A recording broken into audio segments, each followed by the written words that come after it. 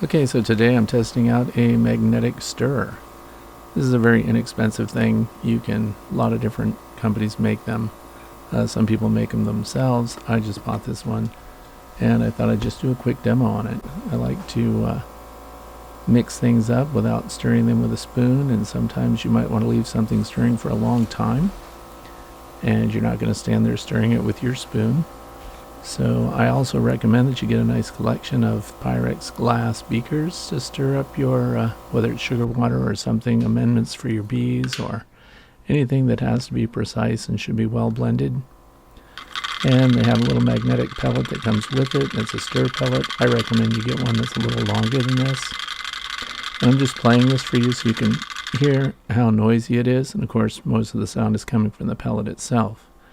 The unit is really quiet, so it doesn't actually start turning the pellet until you get up to about a third of its power.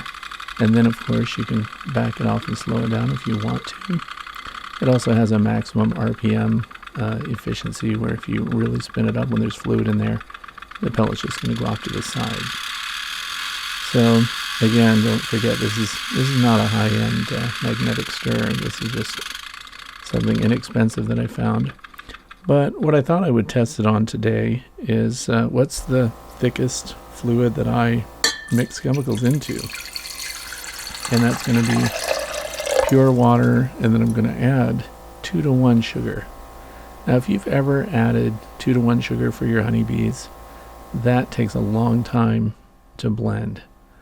And it's also a thick sugar syrup. So I thought, that's the thickest thing I ever stir, so I'm going to test it out on this. Let me spin this up a little, and there it goes off to the side. All you have to do is back it down a little and the magnets pull it back in. These pellets do have a magnet inside of them, and of course they are repelled by the spinning magnets that are down inside this unit. But as I said before, if you've mixed sugar water, that's one thing, but 2-to-1 is really thick. So I'm just going to add that into this beaker, and we're going to see how well the stirrer manages that. So twofold good method for testing that out, and also just watching sugar granules blend into the warm water. Of course, you want to heat the water up a little bit, otherwise you're going to have a really hard time getting the sugar crystals to dissolve, and this is regular table sugar.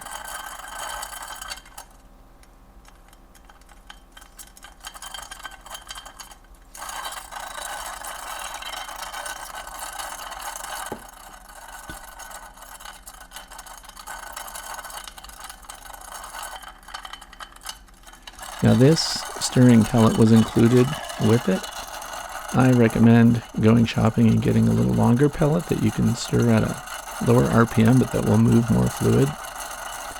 Most of you will want to be using more fluid than this, a larger beaker, especially if you're any kind of beekeeper, which is what I do. You're not going to mix things in high volume with these. I think the max is about a half-gallon container. And one of the reasons that I recommend beakers for these is because the glass is thin and flat and sits very close to the motor. Any distance that you create between your fluid holder and the motor, of course, you're going to possibly lose the connection with the magnet there, and the stirring won't be as strong.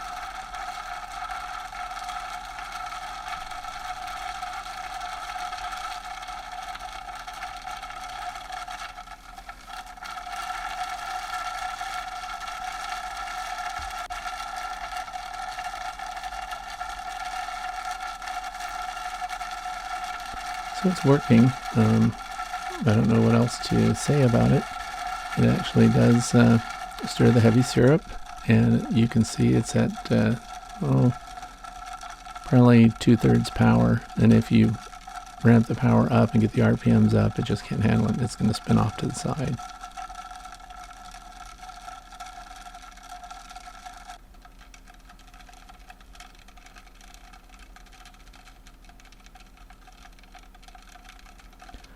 And I thought we'd drip some food coloring in here and see how quickly it's blending, how much of the liquid it's moving. It's pretty subtle.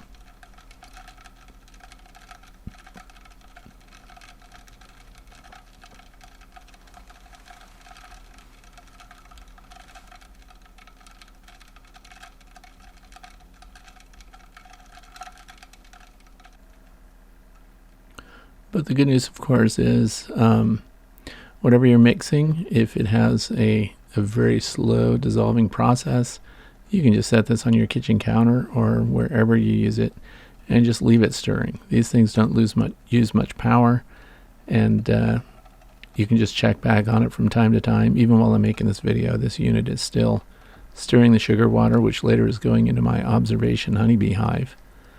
But 2 to 1 is what we use in the fall, and we don't need anything that can stir anything thicker than this, so I'm pretty satisfied with it.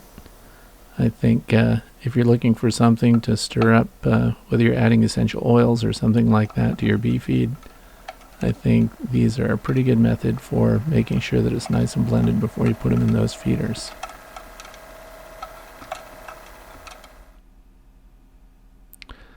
This is the box that came in, Magnetic Stirrer MS500.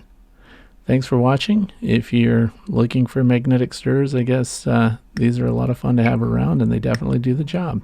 Thanks for watching as always, and have a great day.